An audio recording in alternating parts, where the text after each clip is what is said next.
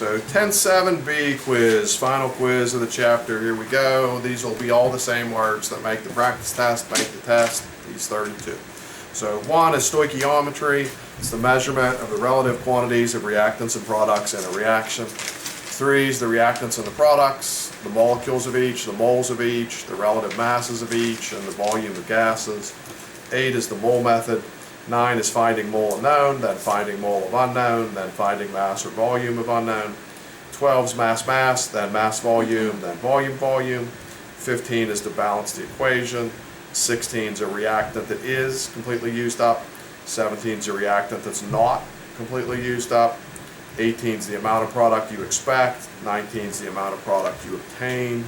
20 is actual, and then you need 2 of these 4 reasons of side reactions, isolation, purification, and transferring from container to container.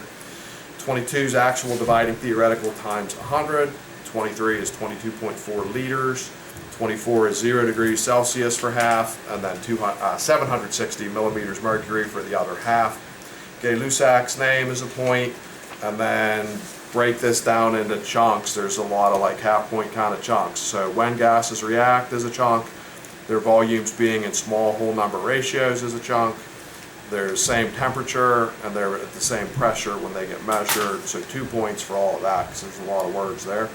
28 exothermic is heat given off, heat coming out.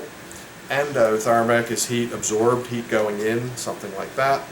Reversible reaction, half a point would be saying it's never complete, and the other half would be explaining that the products become the reactants again, and essentially that just goes in a circle forever.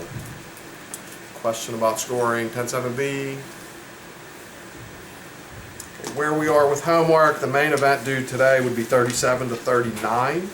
Tomorrow's a 40 to 45 and a quiz from the book kind of homework, not a quiz in class, but a quiz in the book. There's no quiz to take in class. Tomorrow's just a homework day, so bring any and all questions that you have that we don't answer today. And I do have a note on here. It hasn't mattered for any problem yet, but there's a thing called specific gravity that you did in the past before I took over here this year, last week. Does anybody remember the unit for specific gravity? Is it like It's grams per milliliter. So if there's any problems in this homework that mention specific gravity, that is a unit of grams per milliliter.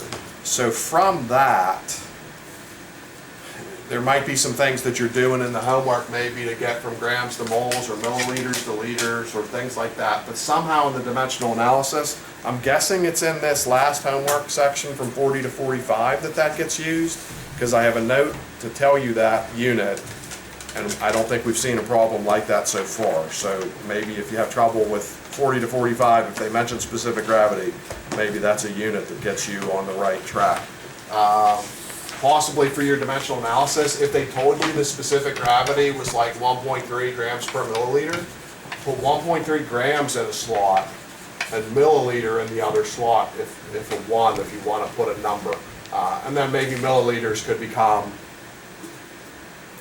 liters, and maybe liters turns into moles, and all sorts of things could happen with that. Or maybe grams could turn into moles, and you go with that. But when they give you the specific gravity, sometimes those problems, you don't use 1 slot, you use 2, because it's a fractional unit to begin with. So maybe that's a helpful tip. Maybe it isn't, I don't know, but it's on my paper. 10.7b stuff. Can I borrow your calculator? My battery. Yeah, I can trade you on a second.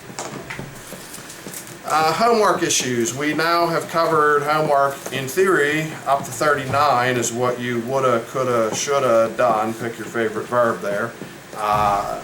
Does anybody have something on the first 39 that has in any way gotten you stuck and you need some help getting pushed in the right direction again?